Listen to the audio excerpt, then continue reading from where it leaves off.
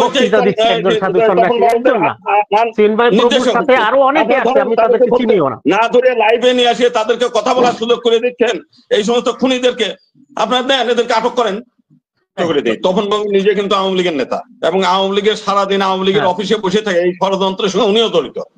এবং আমাদের ওখানে কয়েকদিন আসার পরে উনি কিন্তু আমার এখান থেকে গেছেই শুধুমাত্র উনি বঙ্গবন্ধুর কৃতি দেখে।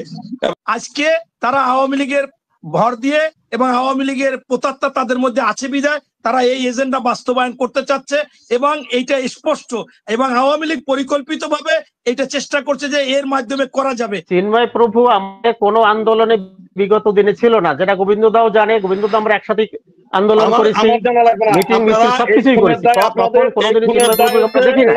বরং গোবিন্দ দাই সবসময় আহ্বান জানাইতো যে আজকে সাধু সন্ন্যাসীদের অনেক শিষ্য আছে, তারা খালি খিচুড়ি খায়, প্রসাদ খায়, তারা কেন আমাদের এই দাবির সাথে আছে? ধরে না কেন পুলিশ? তখন বাবুদের ধরে জিজ্ঞাসাবাদ করুক, ওনারা খুনের দায় দায়ী, ওনাদেরকে নেন। ওনার তো প্রভুকে আমি দেখছি এই গত কিছুদিন, এর আগে আমি তাকে চিনতাম না, হঠাৎ করে দেখেছে বক্তৃতা দিচ্ছে একজন সাধু সন্ন্যাসী, একজন না, চিন্ময় প্রভুর সাথে আরো অনেকে আছে, আমি তাদেরকে চিনিও না। না ধরে লাইভে নিয়ে আসে তাদেরকে কথা বলার সুযোগ করে দিচ্ছেন, এই সমস্ত খুনিদেরকে আপনারা দেন, এদেরকে আটক করেন। একটু প্লিজ বলতে দিবেন, এই যে 8 দফা 7 দফা এটা গোবিন্দ দাঁড়ি তৈরি করা। এই দফাগুলি উনি দীর্ঘদিন, আমরা একসাথেই এই দাবিগুলি করেছি, আওয়ামী লীগের আমলেও করেছি, বিএনপির আমলেও করেছি, কোন সরকারই আমাদের এই দাবির উপরে কোনো ন্যূনতম গুরুত্বই দেয় না। গোবিন্দদার ডাকে কি তাহলে গুরুত্ব দেয় না। এমনকি আমি বলি আপু, আমরা গত আওয়ামী লীগ সরকারের আমলে দুর্গাপূজায় 3 দিনের ছুটি চেয়ে বহুবার প্রেস কনফারেন্স করেছি, অনেক আবেদন নিবেদন করেছি, কিন্তু কোনোদিন আওয়ামী লীগ সরকার একদিনের জন্য ছুটি বাড়ায় না। এবারে আমরা যখন এই সরকার আসলেন, এই সরকারে উঠে পড়ে লেগেছে কেন? এই সরকার তো একটা অস্থায়ী সরকার। না, উঠে পড়ে এই সরকারের বিরুদ্ধে তো আমরা না, এই সরকারের আমরা তো বলি না এই সরকার আমরা চাই না। আপনারা যে আন্দোলন আমাদের আমাদের আমাদের আমাদের প্রত্যাশা খুবই সামান্য। আমাদের দুর্গাপূজায় 5 দিনের দুর্গাপূজায় ছুটি থাকে 1 দিন, এবং কোন দিন আওয়ামী লীগ আপনাদের উপরে ভর করেছে কিনা? না না, আওয়ামী লীগে কে ভর করছে?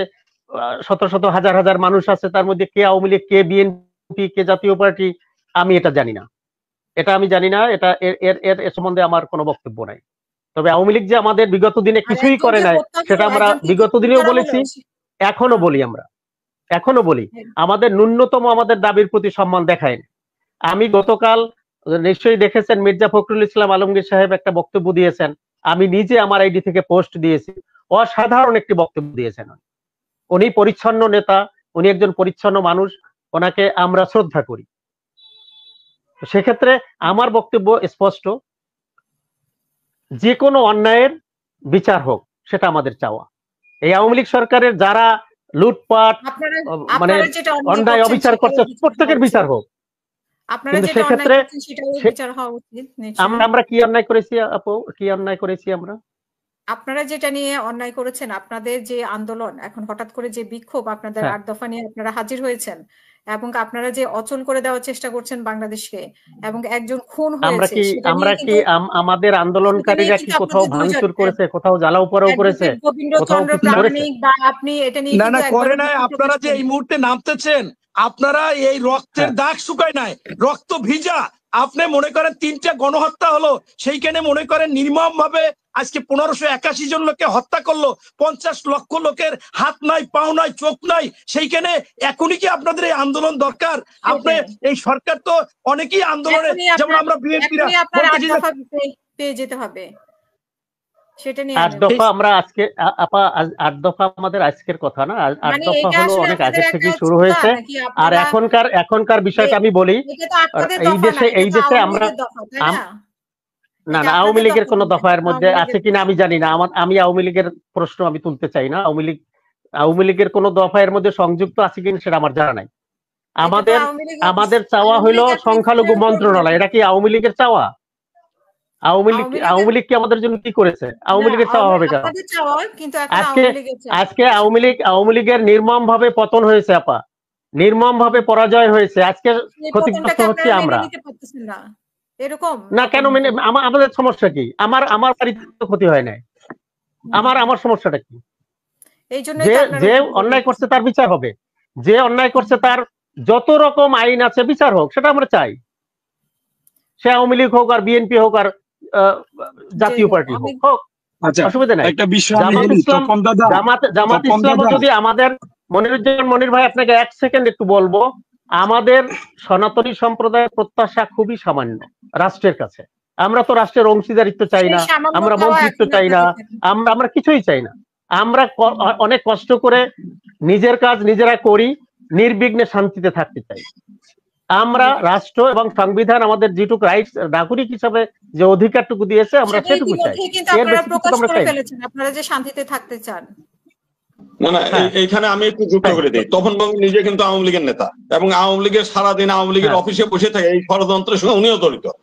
এবং আমাদের ওখানে কয়েকদিন আসার পরে উনি কিন্তু আমার এখান থেকে গেছেই শুধুমাত্র উনি বঙ্গবন্ধুর কৃতি দেখে, এবং উনি কয়েক মাস থেকে তারপর চলে গেছে। উনি আওয়ামী লীগ ছাড়া কিছুই বোঝে না। সবাইকে বলে বেড়ান যে আমাকে শেখ হাসিনা ডাকে গণভবনে, আর কেউ তো ডাকে না। শেখ হাসিনা আপনারা ডাকে কেন? গণভবনে শেখ হাসিনার সাথে আপনার ছবি আছে, আমি দেখাবো। ধরলে পরে আপনি টোটাল এগুলো পাবেন। আপনার যদি গণভবনে আপনি বহু জায়গায় খুব প্রভাকাণ্ড ছড়াইছেন যে শেখ হাসিনা একমাত্র সনাতনী লিডারদের মধ্যে আমারে ডাকে, আপনারা ডাকে কেন? আমাদের মূল বিষয়টা হচ্ছে, যদি আপনাদের কোনো মতে এই আইনজীবী হত্যার বিচার চাইতে হয়, তাহলে এই সনাতন জাগরণী মঞ্চের সব কেন্দ্রীয় নেতাদের ধরতে হবে। ধরলে পরে আপনি সবাই পেয়ে যাবেন। এটা ঠিক বলেছে, খুব গোবিন্দদা ঠিক বলেছে। আমরা পাহারা দিয়ে মন্দির রেখেছি, আমরা পাহারা দিয়ে বাড়ি রেখেছি তাদের। এইগুলো করাটা আজকে তারা আওয়ামী লীগের ভর দিয়ে, এবং আওয়ামী লীগের প্রতাত্তা তাদের মধ্যে আছে বিধায় তারা এই এজেন্ডা বাস্তবায়ন করতে চাচ্ছে, এবং এইটা স্পষ্ট। এবং আওয়ামী লীগ পরিকল্পিতভাবে এটা চেষ্টা করছে যে এর মাধ্যমে করা যাবে। এবং যারা যারা আওয়ামী মাইন্ডের ওই দোসরদের প্রতাত্তা আছে হিন্দু সম্প্রদায়ের মধ্যে যারা আছে, তারা এইটাকে অর্গানাইজ করতেছে, এবং এই সনাতন বা এইটা লেবাস ধরে এটা স্পষ্ট। নতুবা আমরা কেন রাত দিন 24 ঘন্টা মন্দির পাহারা দিলাম, আমরা কেন রাত দিন তাদের বাড়ি পাহারা দিলাম, তাদেরকে এইটা করলাম, এটা অপরাধ হয়ে গেছে। এখানে আওয়ামী লীগের মতো ভয় দেওয়া উচিত ছিল। আমরা এলাকায় গিয়ে, আমি আরেকটা কথা আপনাকে বলি, আমি অনেক হিন্দুদের সাথে আমার যা বেশি সম্পর্ক, তারা বলতেছে যে আওয়ামী লীগের অনেকে ফোন করে বলে তোমাদের বাড়িঘর পোড়াই দেবে, এইটা করবে ওইটা করবে, তোমরা বিভিন্ন জায়গায় বলো যে আমরা থাকতে পারতেছি না। এই পরিকল্পিত এই কারা? এরাই হচ্ছে ওই আওয়ামী লীগের আজকে যারা আন্দোলন করতেছে। ওই সাথে তো মুসলমানরা আছে, আর হিন্দুরা যারা সিল মারা। আমি মনে করি এদেরকে আইডেন্টিফাই করে এই আওয়ামী লীগের প্রতাত্তা খুনি, এই যারা গণ হত্যাকারী, তাদের যেই হোক, যাই সাপোর্ট করবে তাকে গ্রেপ্তারের আওতায় এনে তার অবৈধ সম্পদ বাজেয়াপ্ত করতে হবে। তারা যত অকারেন্স ঘটেছে আওয়ামী লীগের সময়, সেইগুলো কোথায় ভাবে অর্থ উপার্জন করেছে, এই সবকিছু আনতে হবে। যত সময় না আনবে তত সময় এরা এইরকম দেশে অস্থিতিশীল করার চেষ্টা করবে, এবং তারা যে কোনো ভাবে চাবে যে ওই প্রেতাত্মা শেখ হাসিনাকে বাংলাদেশে ফিরিয়ে আনার জন্য। এটা না করলে হবে না।